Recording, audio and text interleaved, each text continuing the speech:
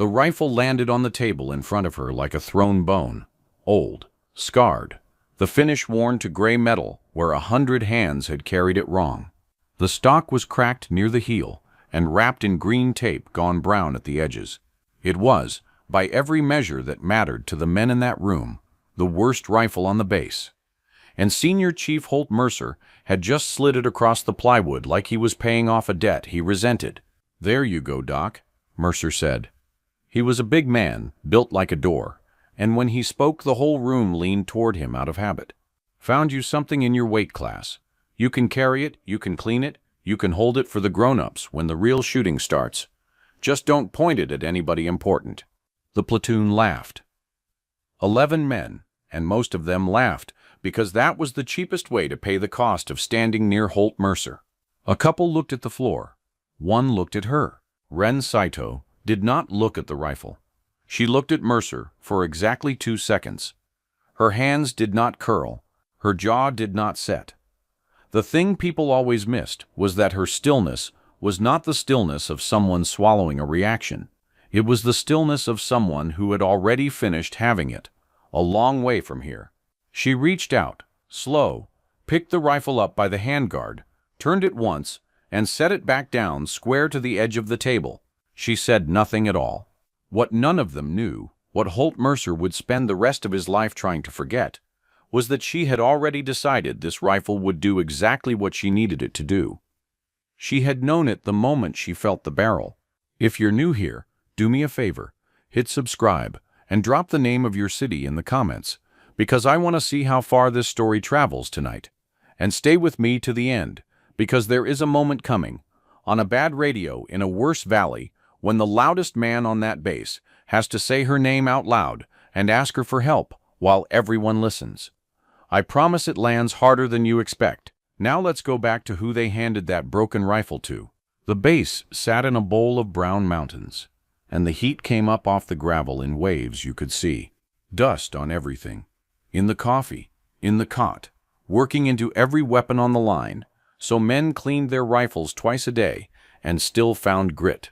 The air smelled like diesel and hot canvas, and the faint copper of the river 2 miles north. This was Fire Base Keystone, the last hard point before a valley the maps called Corthal, and the platoon that lived there was 11 of the best trained operators the Navy could build. Ren was not one of the 11. She was their corpsman, attached, which on paper meant she patched holes and stayed behind the men who did the work. That was the picture they had of her. Small, quiet, the medic. A clipboard with a sidearm. The picture was wrong, and the proof was in a file none of them had read.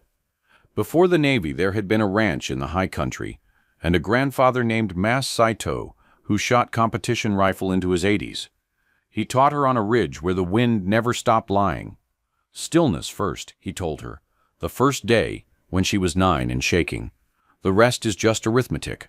She carried those 4 words through a national junior title, through a scout sniper course, where she finished 2nd overall, and into a war where everyone looked at her and saw a clipboard. Mass had been gone 3 years. His voice had not. That first week, Mercer made his position clear twice. The first was the table, and the rifle, and the room full of laughter. The second came 2 days later, alone, behind the chow tent where the generators drowned out everything. "Let me save you some time, Doc." He stood too close, the way big men do when they want their size to be the argument. His voice dropped out of performance into something flatter, which was worse. "You're here to keep my guys breathing. That's the whole job. The shooting, the overwatch, the calls that get people killed if you get them wrong. That's not for you. I don't care what's on your record.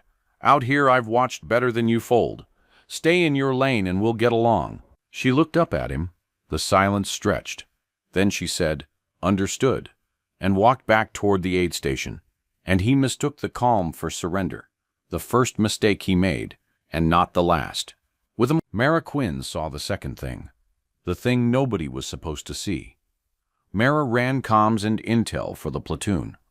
24 years old, sharp as a blade and twice as quick to show it, which had earned her the same treatment. Ren got, just louder. The afternoon Ren took the broken rifle out to the makeshift range behind the Hesco wall, Mara was the only one watching. She watched Wren strip the optic, find the loose mount everyone else had cursed, and shim it with a strip cut from a ration can. And then she watched Wren put 5 rounds from that broken rifle through a hole you could cover with a fist at 400 meters in a crosswind, while the men 2 pits over couldn't hold a paper plate. Mara just stopped chewing her gum. Later she'd say it was the moment the whole base tilted a little, and only she felt it. The man at the armory window felt something too, though he never understood what. Eli Dunbar, 19, a supply clerk, who handed out weapons and bad coffee. The day Wren turned in that rifle to be logged, he watched her run a function check, the way nobody ran one anymore. By feel, eyes half closed, listening to the action like a mechanic, listening to an engine. "You actually like that thing?" he asked, half a joke. She turned the bolt once more, slow. "It's honest," she said. "It does what you tell it." He'd remember those exact words later, standing in the same spot, and he would not be laughing. The institution had its own quiet way of using her, while pretending she wasn't there. Lieutenant Commander Wade Ashby ran the firebase, a good officer with one bad blind spot. He let Mercer set the temperature of the room and never checked it himself. When the platoon needed updated range cards for the Overwatch positions, the wind tables, the distances to every fold of ground in that valley, it was Wren's data they used. Ashby briefed off those cards in front of the whole platoon and never once said where the numbers came from. He didn't do it to be cruel. It never occurred to him to ask. That, it would turn out, was the whole problem, and he'd learn it the hard way, sitting on a low ammo crate looking up at her. Mara learned her own version of it on a Tuesday. She'd been tracking radio chatter and movement on the high trails, and she walked into the briefing with a folder and a bad feeling. "There's a pattern," she said. "Foot traffic on the North Ridge, 3 nights running, all after moonset. Somebody's pre-positioning. If we run the resupply route on schedule, we're driving into a kill box. Mercer didn't even look up. Or some goat herders are moving goats. Sit down, Quinn. Leave the spooky stuff to the grown-ups." The room chuckled. Mara sat down. Her bad feeling did not. That night, Wren found her behind the comms tent, jaw tight, staring at her own map. "He's wrong," Mara said. "I know he's wrong." Wren crouched next to her. For a long moment, neither spoke. Then Wren tapped a fold of terrain on the map. A saddle between 2 spurs. "If they're pre-positioning, they'll set their support gun here," she said. "High, with a clean line down the wash. It's where I'd put it." Mara stared at her. "How do you know that?" Wren almost smiled. "Almost. Same way you knew about the trails. We just see different parts of the same picture." They spent 2 hours laying Mara's intel over Wren's range cards, building a single map of that valley better than anything in the command tent. They didn't bond over being wronged. They bonded over being right. When they finished, Mara folded the map and said, "I hope we never need this." Wren said, "We will." It came 4 days later, on a morning so ordinary it hurt to remember. The resupply convoy rolled out at 0600, 3 vehicles, 8 of the 11 escorting, Mercer riding lead. Routine, the kind of routine that dulls a man right up until the second it kills him. Wren was back at Keystone in the aid station. Mara was on the radio, and at 0647 the valley came apart. The first thing anyone heard was not a gunshot. It was Mara's voice, flat and fast, cutting across the net. "Contact, contact, lead vehicle, the saddle. Senior Chief, they're in the saddle, just like." And then the radio drowned in the sound of an ambush, going off all at once. Heavy machine gun fire, the deep hammering of a support weapon, laid down from high ground, exactly where Wren had tapped the map. Small arms washing in from both spurs. The convoy had driven into the kill box, and the support gun was in the saddle, and 8 men were pinned in a wash with no cover, and no high ground, and a wall of fire pouring down on them. Ashby was in the command tent in 4 seconds. The picture on the net was bad, and getting worse. The lead vehicle was disabled. They had a man down already, somebody hit, somebody not answering. Their own designated marksman had been in the 3rd vehicle, and was now somewhere in that wash with everyone else, unable to get an angle on the gun that was killing them. because to range it you had to be high, and the only high ground that mattered was the East Ridge above Keystone, 1,200 meters of climb, and there was exactly one person on that base who had walked it, mapped it, and could put a rifle on that saddle. Ashby knew it. You could see the moment he knew it. The way his eyes went to the aid station, and then came back to the map, and then to the floor. He had built his whole command on a quiet agreement with Holt Mercer about who counted. And now the math was sitting in front of him, and the math did not care about the agreement. He keyed the base intercom himself. Saito, East Ridge OP. Now, take the long gun. A pause, and then, because some part of him needed to say it out loud, he added, I should have had you up there a week ago. It was not much.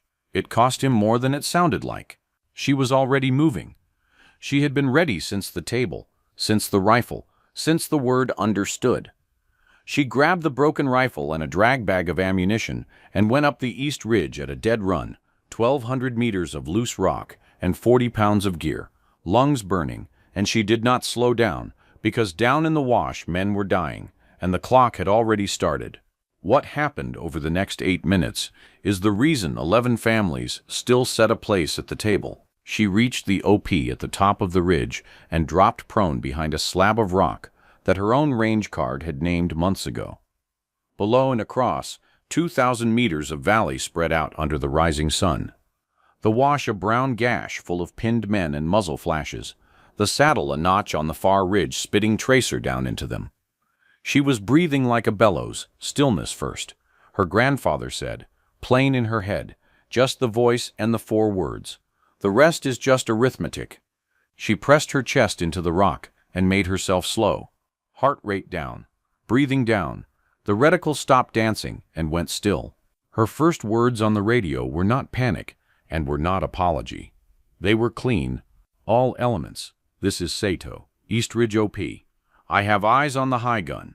Cease movement and get small. I'm going to work. Down in the wash, in the middle of the worst minute of his life, a man pressed to the dirt, heard that voice, the doc, the medic, the clipboard, come across the net with the flat clinical calm of a surgeon, and something in the firefight changed pitch. The support gun first. It was the thing killing them, and it was 840 meters away. Across a valley full of mirage. With a left-to-right wind she read off the dust, kicking up between the spurs. She dialed it. She held for the wind. She broke the shot. The old rifle barked. A flat, hard crack that rolled down the valley and came back off the far rock a half-second later. And on the saddle, the gunner folded over his weapon, and the hammering stopped. Just stopped. The silence where that gun had been was the loudest thing on the net. 1. She did not celebrate. She found the assistant gunner reaching for the weapon and dropped him before his hands closed on the grip. 2. A third man broke from cover to run the gun and made it 4 steps. 3. The support position went dark, and in the wash, for the first time in 2 minutes, the men could lift their heads. Move, she said on the net. Bound east, 2 at a time, I have your high side. And they moved, because the voice told them to, and she covered them, working left to right across the spurs as the ambushers shifted to chase. The rifle ran hot. Brass clinked off the rock beside her and rolled away. She fed it, breathed, broke shots in a rhythm as steady as a metronome, the crack of the rifle, the tink of the bolt, the soft count under her breath.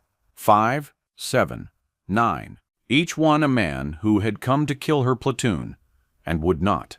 Then the valley adapted, because the enemy was not stupid, and that was when it stopped being a turkey shoot and started being a fight. The first complication came as a sound she felt before she heard, a crack snap right past her ear, and a spray of rock stinging the side of her face. Someone had found her. A second gun, dug into the north spur, had spotted her muzzle flash off the ridge and ranged her, and now the rounds were walking in. The next one hit the slab in front of her and threw grit into her eyes. The third skipped off the top of the rock and went screaming away. This is the part nobody tells you about being shot at from 1,000 meters. There is no time. The round arrives before the sound. You don't dodge it. You just find out after whether it was yours. She felt the pressure change of a near-miss pop against her cheek like a slap of hot wind. She felt the open ground behind her, the long, bare slope with nowhere to go. She felt her own pulse trying to climb into her throat, and she heard her grandfather, plain and patient, stillness first. She did not run. She wiped the grit from her eye with one knuckle, found the new gun's position by its dust, and put 2 rounds into the dark slot where it lived. The gun went quiet. 11. Her hands were not shaking. She made sure of it. Down below, Mara was fighting her own war. She'd lost the relay to the QRF, the quick reaction force that could push out from Keystone when the ambush dropped a repeater, and without it, nobody was coming. So Mara did the thing nobody told her to do. She climbed onto the roof of the command vehicle with a hand mic and an antenna she'd jury-rigged from a busted whip and a hose clamp, fully exposed, and she bounced a signal off the east ridge, off Wren's position, and raised the QRF herself. Then she stayed up there, exposed, calling out enemy movement she could see from the height that the men in the wash could not. Squirters, you're 3 o'clock, moving to flank. 8 of them, low in the wadey. Ashby tried to order her down twice. She didn't come down. That decision, made by a 24-year-old everyone told to sit down, is the reason the flank never closed. Because Wren heard the call, swung the rifle right, and found them, the flanking element low in the wadi, trying to get around behind the platoon, while the platoon's eyes were forward. 8 men. She had maybe 40 seconds before they reached the bend that would let them roll up the whole line. She went to work. Fast now. Faster than steady, the rhythm breaking into something urgent. The rifle was scalding. The brass count in her head was climbing toward the bottom of the drag bag. 14. 16. The wadi turned into a place men did not come out of. 18. 19. The flank broke, and the survivors ran, and she let them run, because chasing was not the mission and ammunition was a number she was watching go down. That was when she heard the empty channel.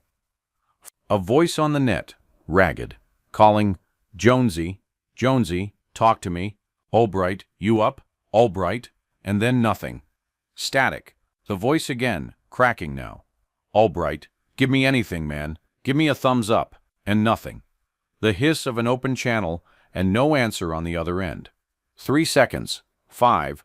Wren felt it in her stomach, the way the whole net felt it. Somewhere down in that wash, a 22-year-old kid was not answering his radio, and every man on that frequency was doing the same math and not saying it out loud. The silence went on long enough to become a kind of grief.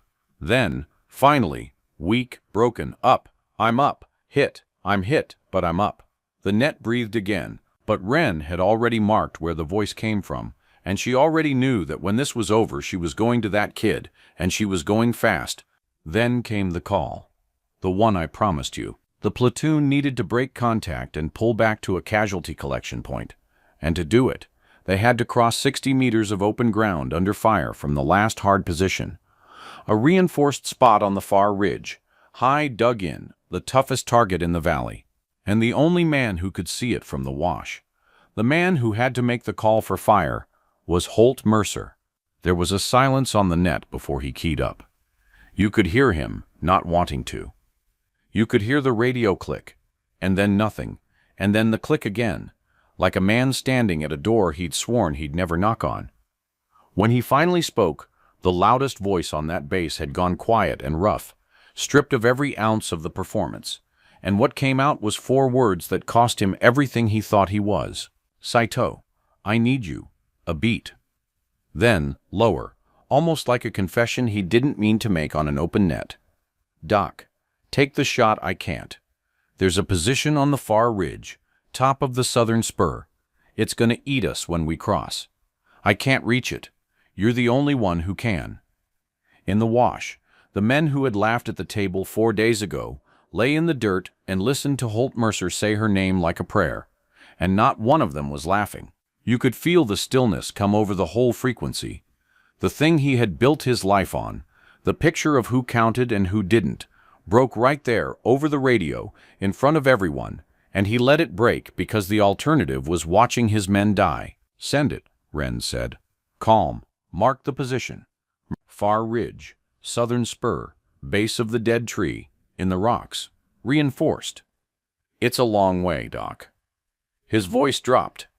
It's real far. She found the dead tree. She found the rocks.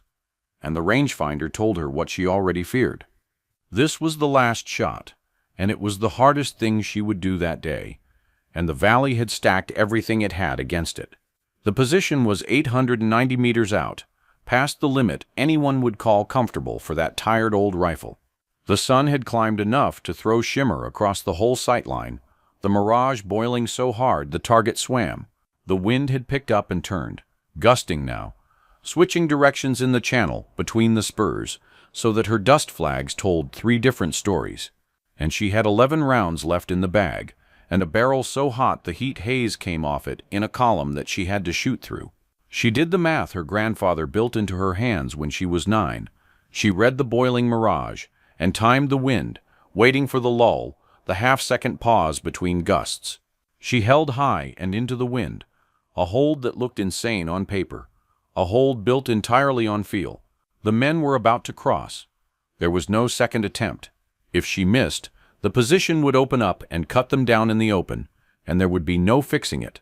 She felt the whole weight of it settle onto a single trigger pull. "Stillness first," said the voice. "The last time, the clearest time. The rest is just arithmetic." She let her breath out halfway and stopped. The mirage flattened in the lull. She broke the shot.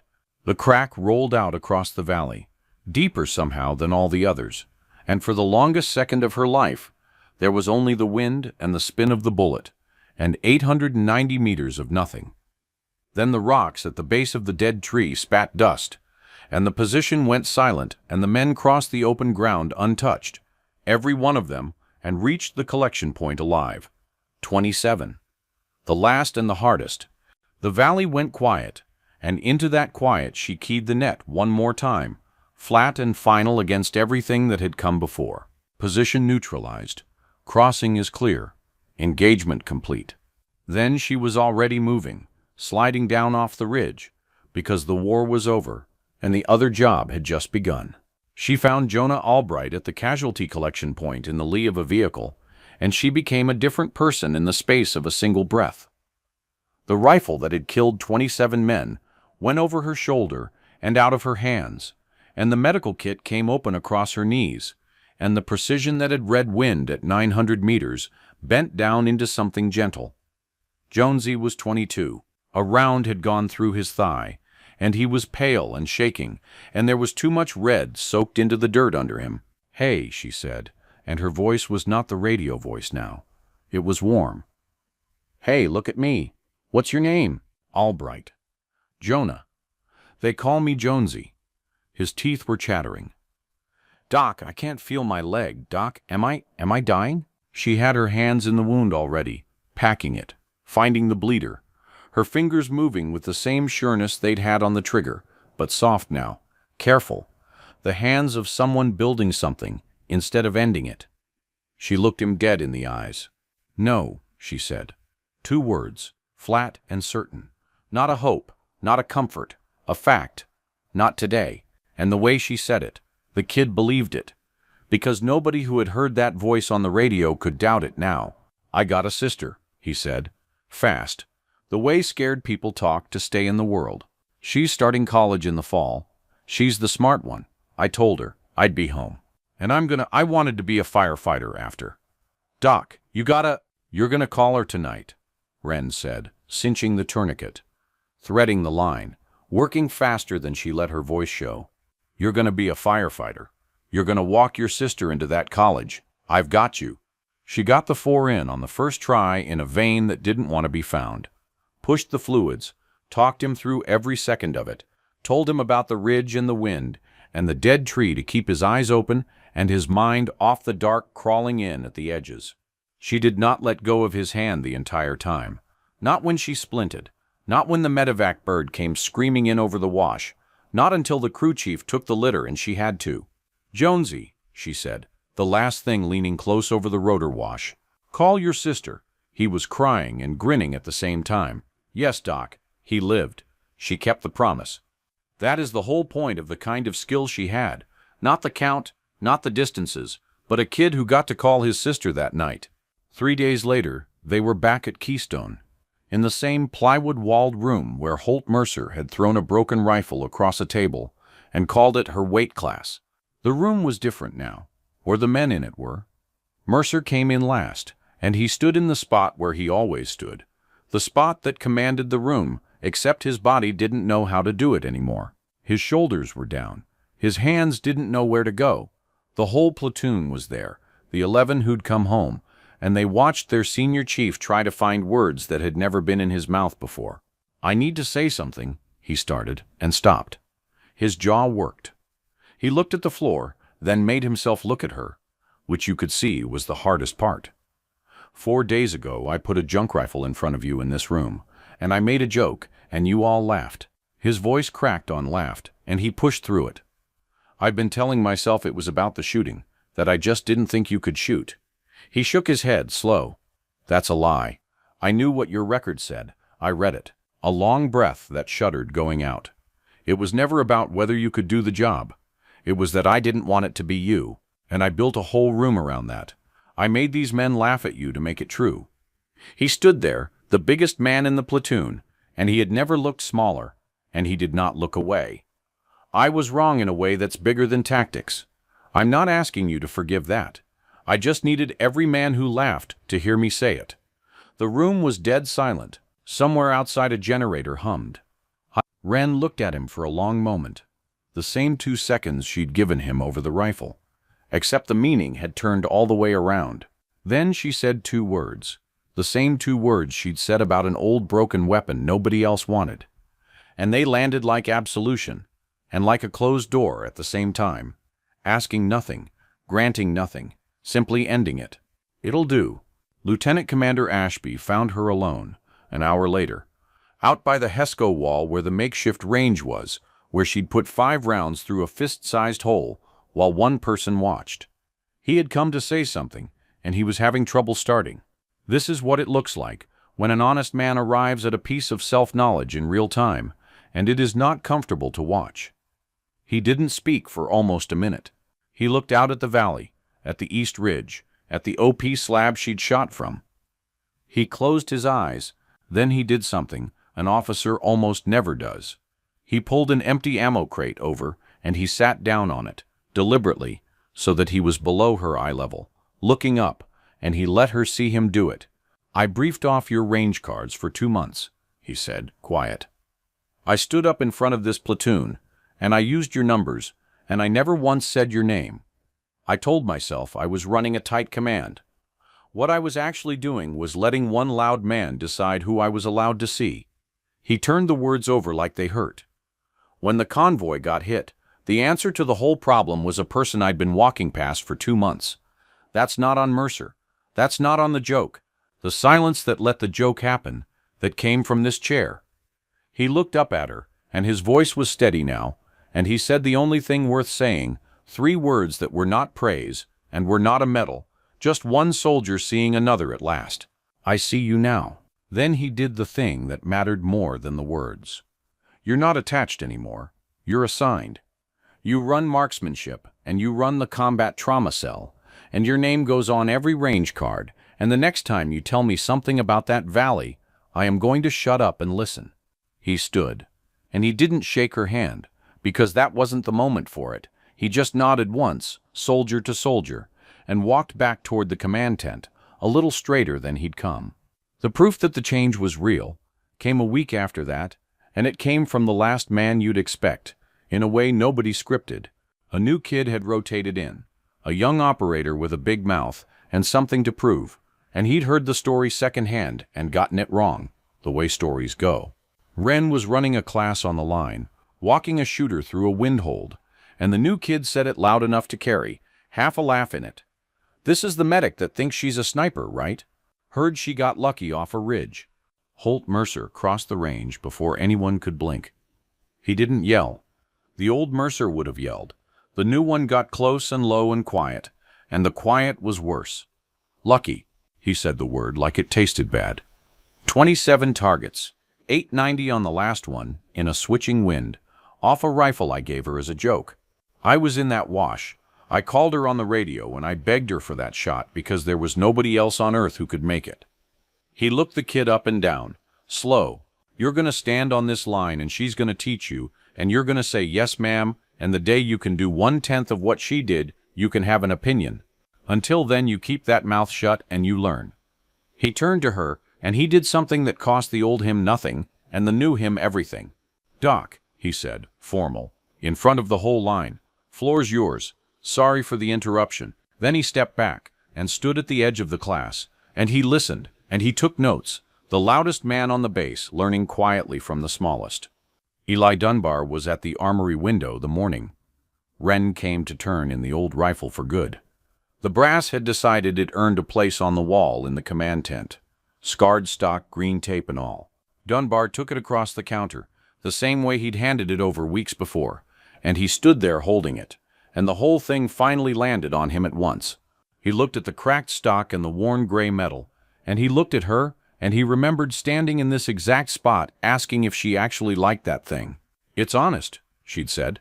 "It does what you tell it." He hadn't understood. He understood now. A sergeant came by and asked Dunbar what the old beat-up rifle was doing going up on the wall, and Dunbar held it like something holy and gave the simplest, truest summary anybody would ever give of that day in the valley. "That's the rifle the doc used," he said. "She saved all of them with it, all 11. With this." Wren didn't stay for that. She was already walking, the way she was always already walking. Kid over one shoulder and a class to teach, and a kid named Jonesy, who'd texted her a photo from a hospital bed, with his sister grinning beside him. There was no parade in her step, and no weight either. She had not won anything that needed winning. She had simply been, in the one moment when it counted more than anything ever would, exactly who she had always been, the girl on the cold ridge with her grandfather's 4 words in her hands. The woman they handed the worst rifle on the base because they couldn't see her. The one who took it and brought 11 men home. Mercer caught her by the gate as she headed for the line. He stuck out his hand. She took it. The handshake lasted 1 second longer than a handshake needs to, and in that second a whole war's worth of words got said without either of them saying them. He let go first. "Stillness first," he said. Awkward, trying it out. He'd heard her say it to a shooter and hadn't understood it either. Not really, but he was learning to. She almost smiled. Almost. "The rest is just arithmetic," she said. And she walked out onto the line where the dust came up off the gravel in waves you could see.